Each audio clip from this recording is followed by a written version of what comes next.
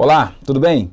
Você sabia que a Bíblia é um livro que não trata apenas de assuntos espirituais? Pois é, a Bíblia ela conta também história. E hoje nós vamos estudar um assunto muito legal, muito interessante, que tem a ver com a história da humanidade. A minha e a sua história. Você sabe quais são os impactos dessa história na sua vida e na minha vida? Pois é, eu quero que você fique conosco agora até o final desse estudo para você entender quais são os planos de Deus para a sua vida. Eu estou aqui com o professor Gui, que mais uma vez vai nos auxiliar aqui no estudo e fique até o final, não sai daí, para você poder ser abençoado e também colher bastantes informações aqui importantes para a sua vida. Nós vamos fazer uma breve oração para iniciar o nosso estudo. Senhor nosso Deus, nosso Pai, pedimos nesta hora a Tua presença conosco. Pedimos que o Senhor abra nossa mente, nosso entendimento, para entendermos as verdades da Tua palavra, em nome de Jesus. Amém. Professor Gui, nós estamos diante de um dos assuntos talvez mais fascinantes da Bíblia, que é o tema das profecias, né? Muitas pessoas se encantam com a Bíblia quando conhecem as profecias. Não sei se com o senhor foi assim, né? Mas eu me lembro que ainda quando eu era muito criança, eu estudando a Bíblia, as profecias sempre mexeram comigo. Você sabe que a primeira profecia que eu conheci na Bíblia foi esta, Daniel 2. O livro de Daniel me empolgou bastante e aquele que me deu este início falou sobre Daniel 2, que é o que nós vamos ver hoje. É de uma importância cabal. Quando a gente entende o livro de Daniel, entende toda a história da vida do homem dentro do plano de Deus. De 600 anos para cá, como disse você. De 600 anos antes de Cristo, como você falou.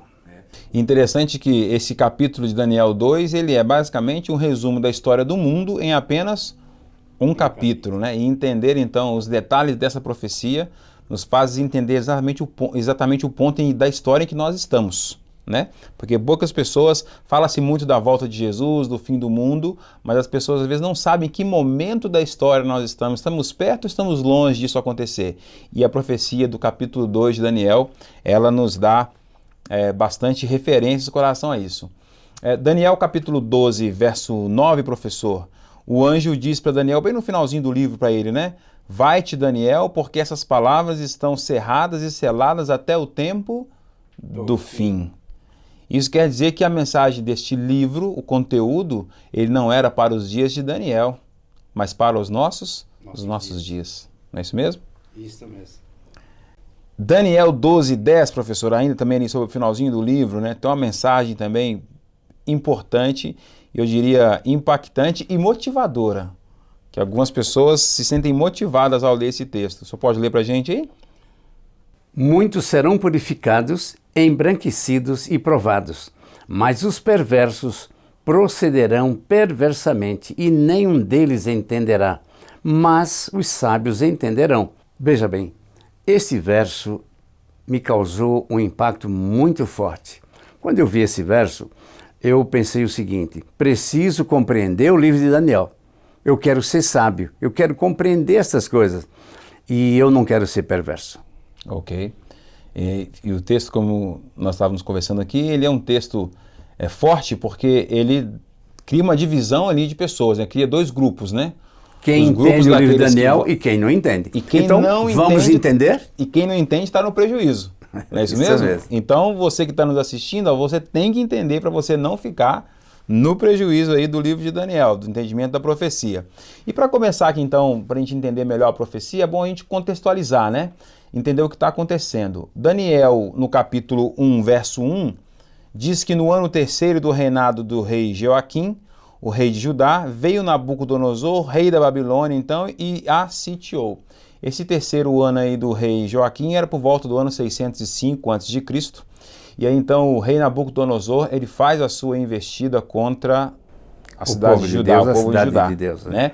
Lembrando que o povo do norte, que era Israel, já estava no cativeiro, já tinha sido levado pelos assírios, mas o reino do sul ainda não, né? Que era Judá ali. E agora Nabucodonosor vai então e faz a sua incursão agora sobre Judá.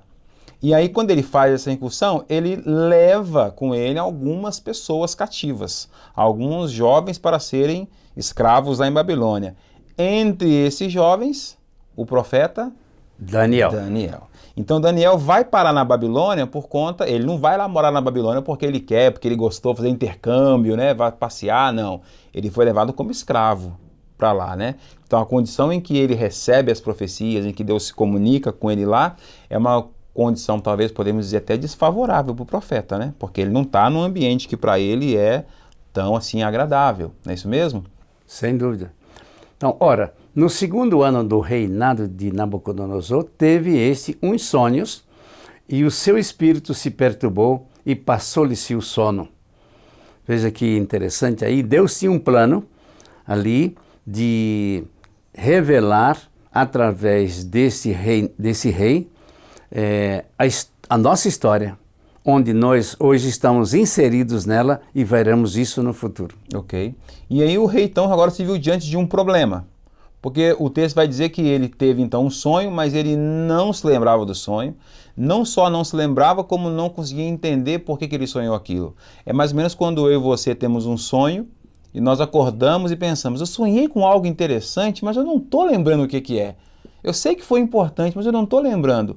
E foi mais ou menos isso. E a expressão que usa aqui é, isso perturbou o espírito de Nabucodonosor. Ele ficou, o rei da Babilônia, ficou bastante preocupado. E aí o rei então resolveu, professor, chamar ali os seus sábios para ajudá-lo a resolver o problema, que está aí no capítulo 2, versos 5 e verso 7. Você que está com a sua Bíblia aí na sua casa, agora onde você está assistindo o vídeo, você pode acompanhar também na sua Bíblia aí o texto que o professor Gui vai ler para nós aqui. Respondeu o rei e disse aos caldeus, esta minha palavra é irrevogável. Se não me fizerdes saber o sonho e a sua interpretação, sereis despedaçados e as vossas casas serão feitas em monturo. Responderam pela segunda vez, diga o rei o sonho a seus servos e daremos a interpretação. Ora, isso é muito interessante porque o rei não lembrava, muito menos sabia o que significava. E agora ele apela para os sábios. E vamos ver aí que os sábios não tinham nenhuma condição de fazer isso, nem lembrar do sonho e nem o que significava. E o rei foi exigente, né, professor? Porque ele colocou a situação é a seguinte, olha, se vocês não resolverem isso para mim, eu vou matar vocês. E aí os sábios se viram apertados aqui agora. E nós vamos ver daqui para frente que eles tentaram dar um jeitinho na situação, porque quem é que não tem medo da morte diante de um negócio desse? Imagina, o seu patrão, o seu chefe, se você não resolver isso, eu vou te demitir. Se você não resolver isso, eu vou criar problemas para você. Eles ficaram preocupados, de fato, com a situação. E olha a resposta, então, dos caldeus para o rei, né? Responderam os caldeus na presença do rei e disseram, não há ninguém sobre a terra que possa cumprir a palavra do rei, pois nenhum rei, por grande e poderoso que fosse, tem exigido coisa semelhante de algum mago ou encantador ou caldeus. Veja lá que interessante. Realmente, o rei não pede isso, mas ele pediu e agora colocou esses sábios numa condição muito difícil e é o que você dê continuidade aí um pouquinho a essa leitura. Aí diz, a coisa que eles disseram para o rei, né? A coisa que o rei requer é difícil e não há e ninguém há que possa declarar ao rei senão os deuses, cuja morada não é com a carne mortal. Outras versões dizem, pois os deuses não moram com os homens. Né? Então veja que os caldeus disseram, olha, o que o senhor está pedindo não tem ser humano que possa resolver, só os deuses. Mas os deuses não moram com os homens, eles não habitam aqui na carne mortal. Eu sempre gosto de dizer, quando eu leio esse texto, que de fato os babilônios não conheciam o nosso Deus. Porque o nosso Deus mora conosco. Exatamente. O próprio nome Emanuel significa Deus conosco. Deus conosco, né? E aqui a gente vê uma diferença gritante entre o culto babilônico e o culto do povo de Deus, né? Onde o nosso Deus é visto como um Deus pessoal, um Deus que cuida e se interessa com a gente nos mínimos detalhes. Eu gosto sempre de dizer que talvez aquilo que para algumas pessoas, que você conta para algumas pessoas e fala, alguém vai dizer assim, isso é bobagem. Mas para Deus sempre é importante, porque um Deus, ele é um Deus presente, é um Deus que está sempre do nosso lado. Mas continuando aqui a história então do problema com o rei aí e os magos, os sábios, o rei ficou muito bravo. O rei ficou muito nervoso. E aí ele tomou uma decisão que está no capítulo 2, verso 12 e verso 13, que diz assim: Então o rei muito se irou e enfureceu, e ordenou que matassem todos os sábios de Babilônia. Saiu, pois, o decreto segundo o qual deviam ser mortos todos os sábios. E agora veja, buscaram a Daniel e os seus companheiros, para que fossem mortos. Então agora nessa confusão toda, está aqui dizendo que Daniel e seus companheiros também estavam incluídos no decreto de morte. Então, é interessante que Daniel não foi avisado antes, mas na hora de ser morto, ele estava incluído, porque havia um grande ciúme ali daqueles sábios. E Daniel, então ele apressa-se agora em dizer, cuidado, não vão devagar. Aí está dizendo, ao que Daniel se apresentou ao rei, pediu que ele designasse o prazo para que desse ao rei a interpretação. E o rei atendeu a Daniel. Daniel, ele também não sabia, mas ele tinha a quem buscar. E agora nós vamos ver que ele procurou seus companheiros, que no capítulo 2, no capítulo 1 diz quem são eles, e agora parte para uma solução extraordinária.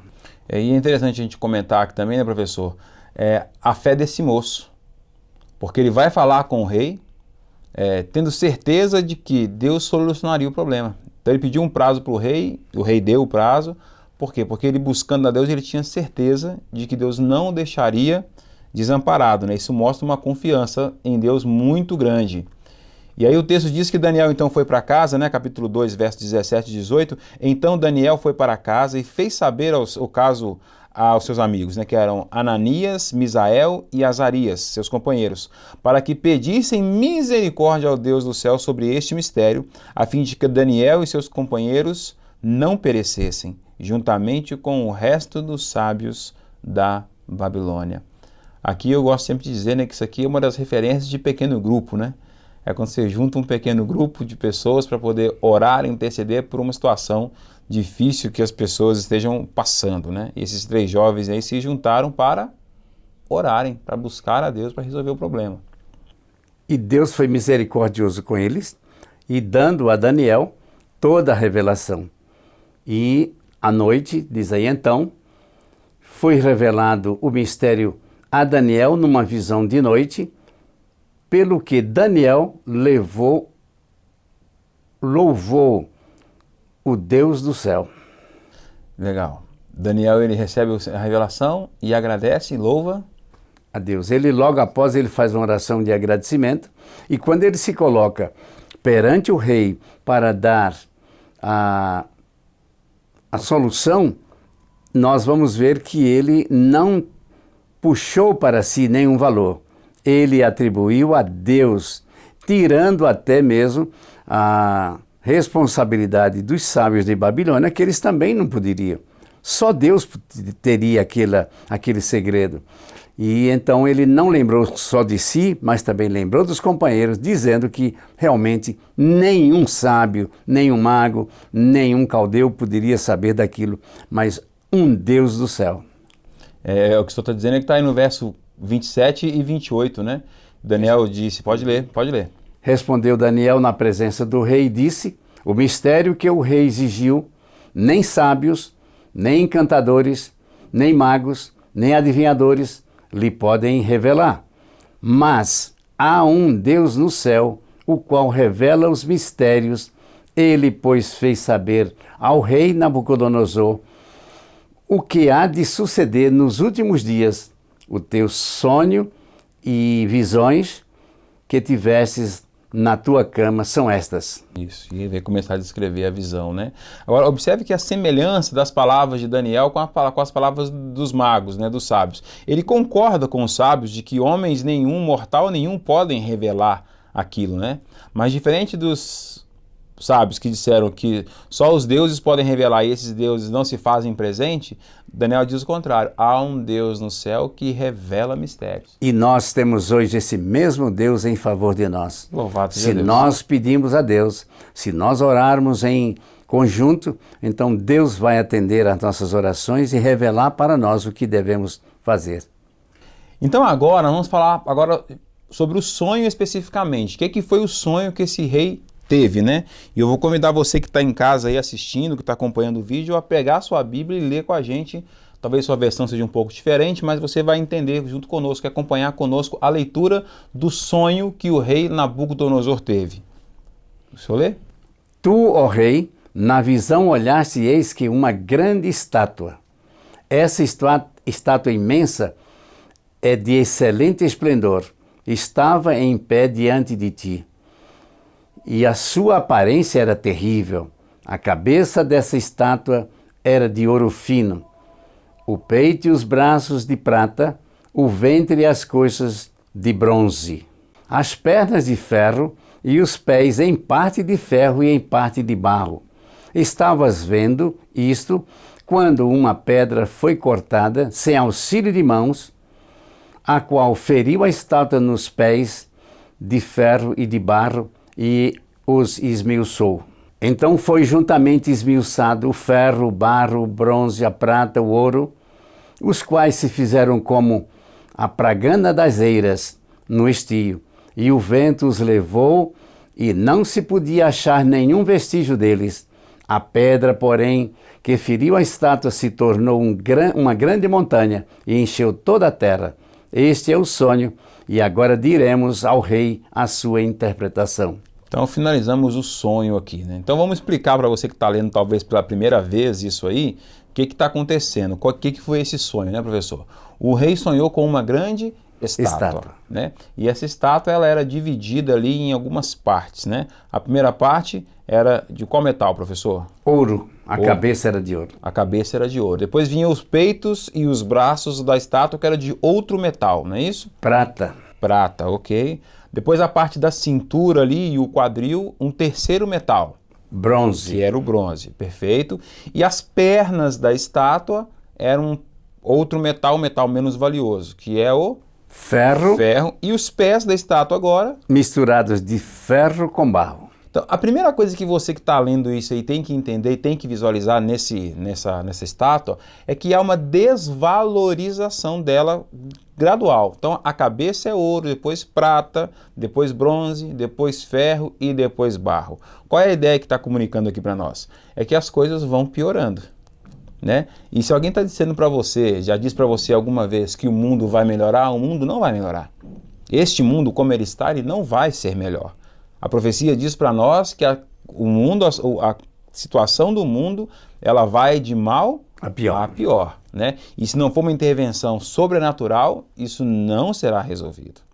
E falando em intervenção sobrenatural, o sonho então diz que em algum momento veio uma grande pedra né? Sem auxílio de mãos. Esse é o ponto importante, né, professor? A pedra vem e não aparece quem joga essa pedra, não é ninguém que atira, não é um outro reino que joga a pedra, né?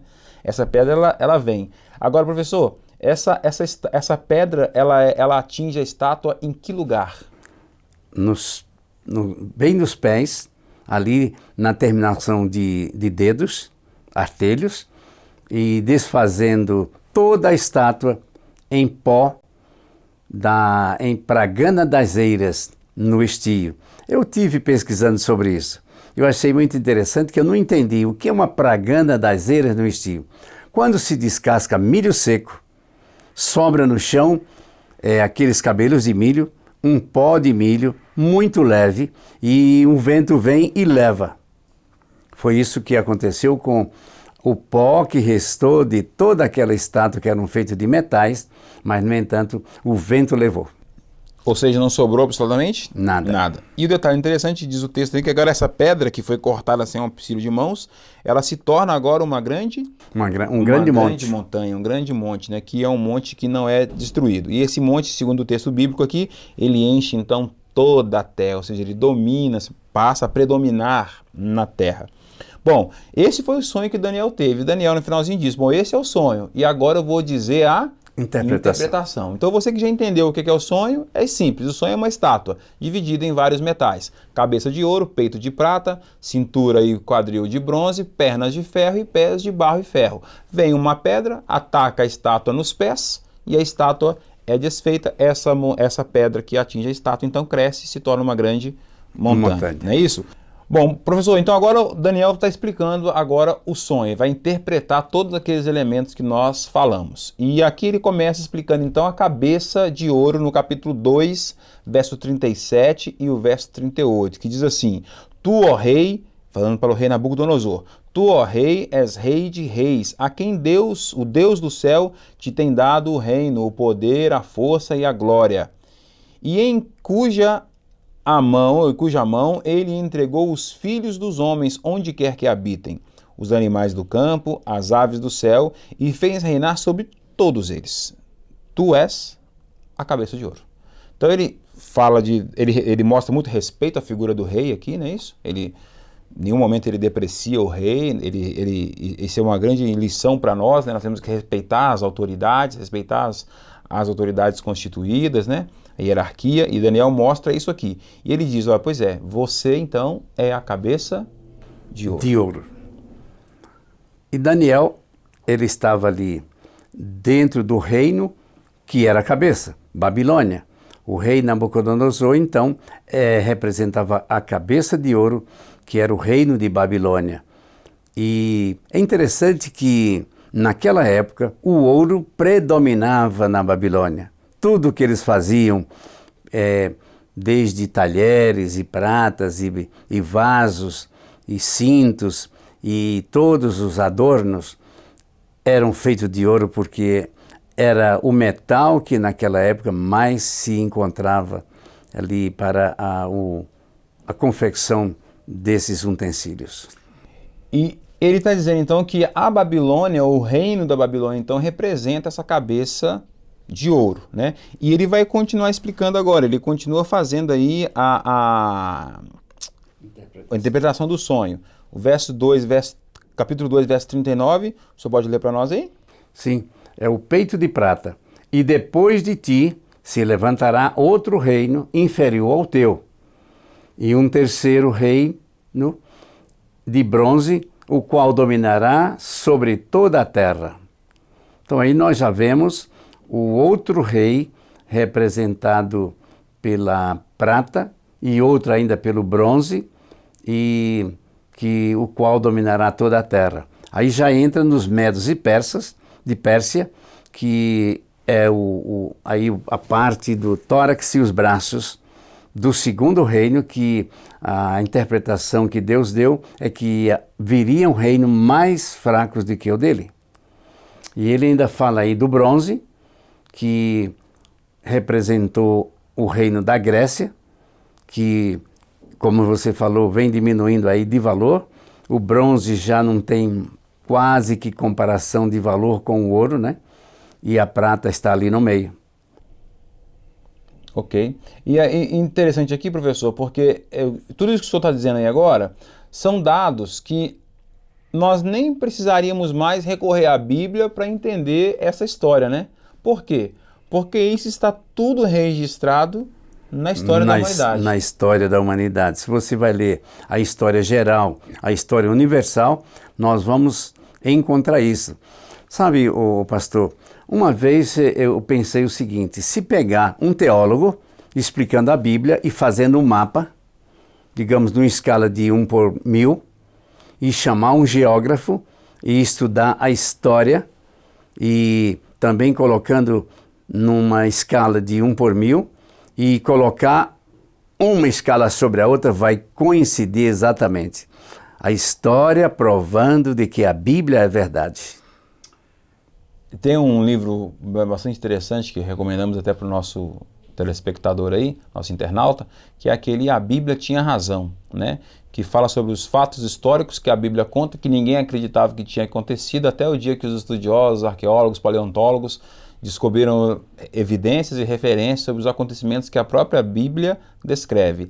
Então veja bem, o assunto profético, ele é um assunto que ele valida a autenticidade bíblica.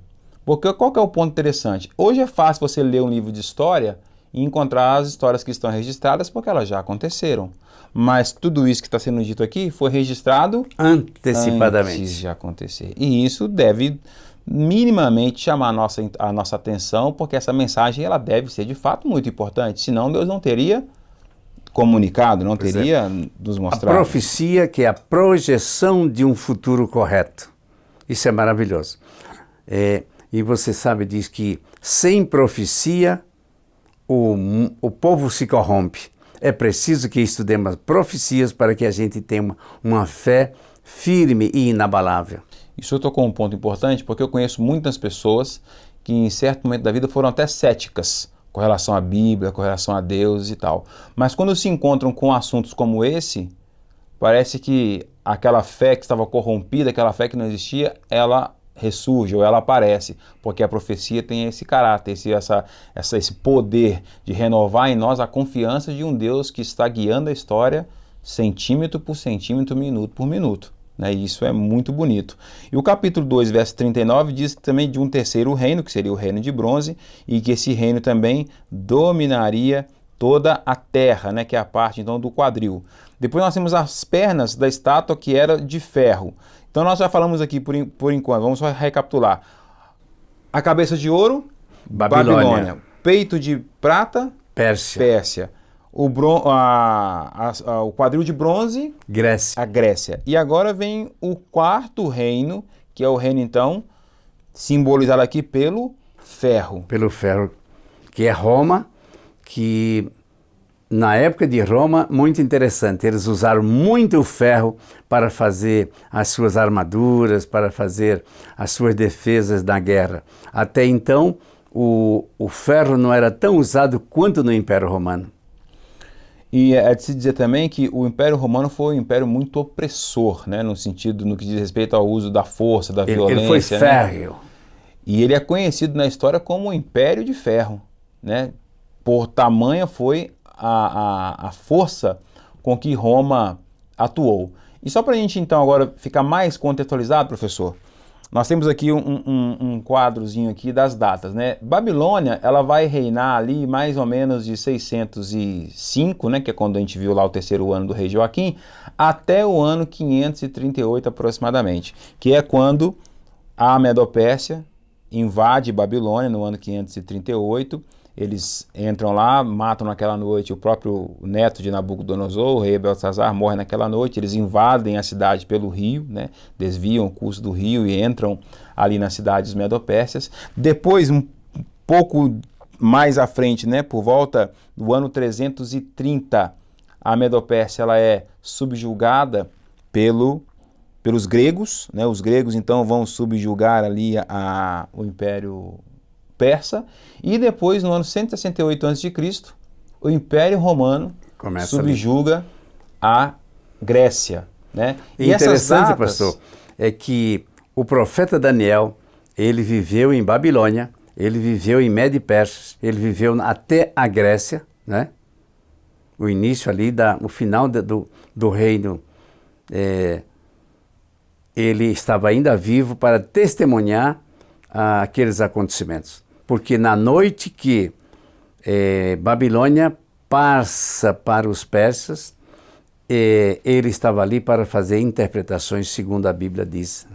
No capítulo 5, né, do livro de Daniel, tem a história lá da mão misteriosa que aparece, né, e o rei chama Daniel para poder fazer a interpretação. Bom, e aí essa Roma que nós estamos vendo reinar aqui é a mesma Roma que nos dias de Cristo estava reinando. Né? Estava reinando nos dias de Cristo. E o Império Romano, então, ele segue durante muitos anos mesmo, até ali, vamos dizer, né? Até meados ali do 14º século, 13º século, o Império Romano ainda tinha bastante força.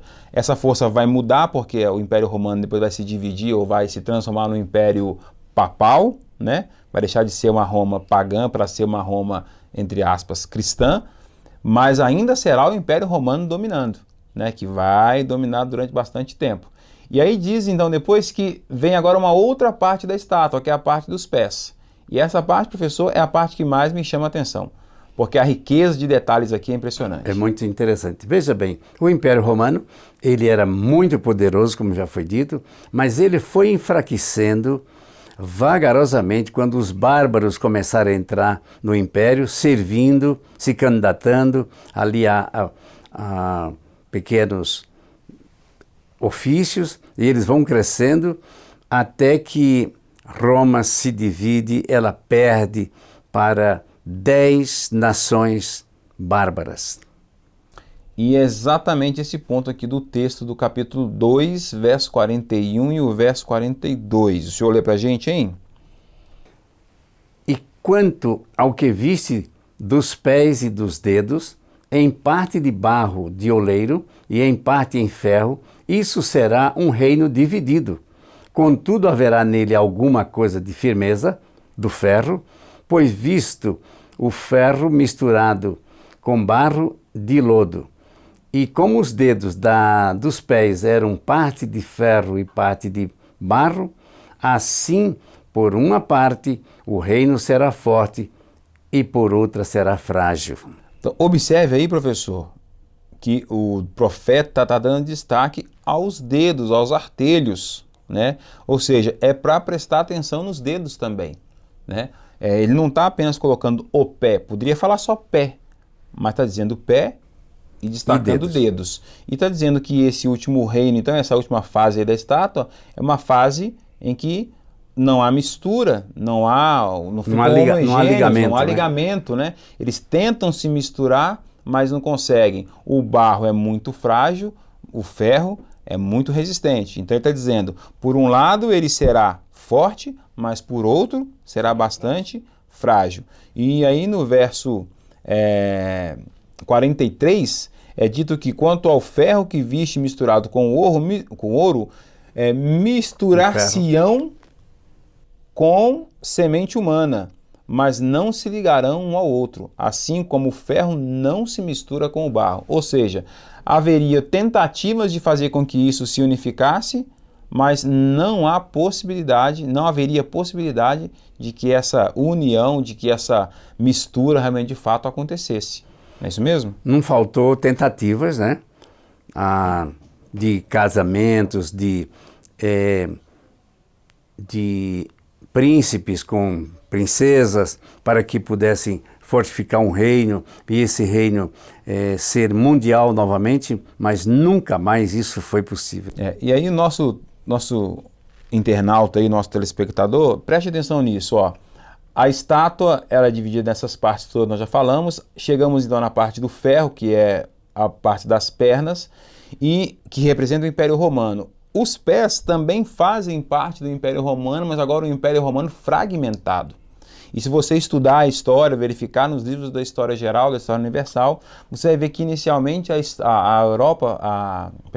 Roma foi dividida em 10 partes, em 10 reinos, certo? E esses 10 reinos deram origem ao que nós conhecemos hoje como a Europa. Sim. Certo? Então, o Império Romano se estendeu pela Europa e depois foi dividido e se tornou o que nós conhecemos hoje como Europa. E você observa o seguinte, olha como que a profecia ela é detalhista aqui, né? Haveria tentativas, como o professor disse agora, de tentar unificar esse negócio, mas nunca foi possível. E recentemente, se você acompanha minimamente aí as notícias, você vê que a Europa ainda hoje está tentando, tem briga lá no Reino Unido para poder sair dos acordos, ficar nos acordos, e outro dia era a Espanha que não queria ficar, ou seja, eles sempre estão tentando se ligar, mas não conseguem. Tentaram fazer uma moeda única, que nem todo mundo aceita mais, ou seja, existem tentativas de união dessa Europa, mas não acontece. Eu pergunto para você que está assistindo, é coincidência? Será que é tudo coincidência? Olha o que o texto bíblico está dizendo, eles vão tentar se ligar, mas não vão conseguir. Eles vão tentar se misturar, mas não vão conseguir. E eu digo sempre que essa é a parte da profecia, professor, que mais me chama a atenção. Eu, quando olho para isso, eu fico bastante impressionado. Então, nós temos certeza, pela profecia, que as nações não mais se unirão a ponto de ter um reino. E ainda vai se tentar. Ainda não terminou essa tentativa. Mas nós sabemos que eles fracassarão porque Deus disse que não teremos mais isto. Porque a pedra virá e eliminando todos os reinos e criando agora uma grande montanha que será um grande reino que durará para sempre. E esse é o próximo texto, então, a sequência aqui do nosso texto, né, que é o capítulo 2, verso 44 e verso 45, onde é dito que nos dias destes reis, quais reis? Nos dias dos 10 da Europa reis, estabelecida, ok? O Deus do céu levantará um reino que não será jamais destruído. Esse reino é simbolizado pela pedra, né? Este reino não passará a outro povo, esmiuçará e consumirá todos esses reinos, mas ele mesmo subsistirá para sempre. Da maneira como viste, do monte foi cortada uma pedra sem auxílio de mãos, e ela esmiuçou o ferro, o bronze, o barro, a prata e o ouro. O grande Deus fez saber ao rei o que há de ser depois disso. Certo é o sonho, e fiel a sua interpretação. Né? Daniel está deixando claro para o rei o seguinte, olha, como você viu tudo isso que eu te mostrei até agora, Deus quer deixar claro para você que isso tudo vai acontecer. Fiel é o sonho, fiel também, verdadeira é a sua interpretação. E aqui ele está deixando claro que a pedra que vem é o reino de Deus, que vem para subjugar e destruir todos os outros reinos. Agora, pastor, veja lá, Babilônia ficou lá atrás, depois os Medos e Persas, depois veio a Grécia, depois veio Roma, dividiu-se em 10 reinos. 3 deles, isso vamos ver em outro momento, caíram. Hoje nós temos ainda na Europa resquícios daqueles reinos ali. E o que está faltando agora? É a pedra que virá. E esta pedra é o reino de Cristo que será estabelecido na terra. Então nós estamos às portas deste acontecimento. Cabe a nós tomar conhecimento e meditar, ensinar para as pessoas, para que todos nós possamos saber. E isso é o início do entendimento do livro de Daniel, porque nós vamos saber mais em outros capítulos futuros, né? O 7, 8, 9, que então vai trazer um esclarecimento que muito mais, eu sempre digo que Daniel 2 é como se olhássemos um telescópio, mas os demais capítulos proféticos é como se estivesse vendo numa lupa. Vamos ver bem de perto. Exatamente.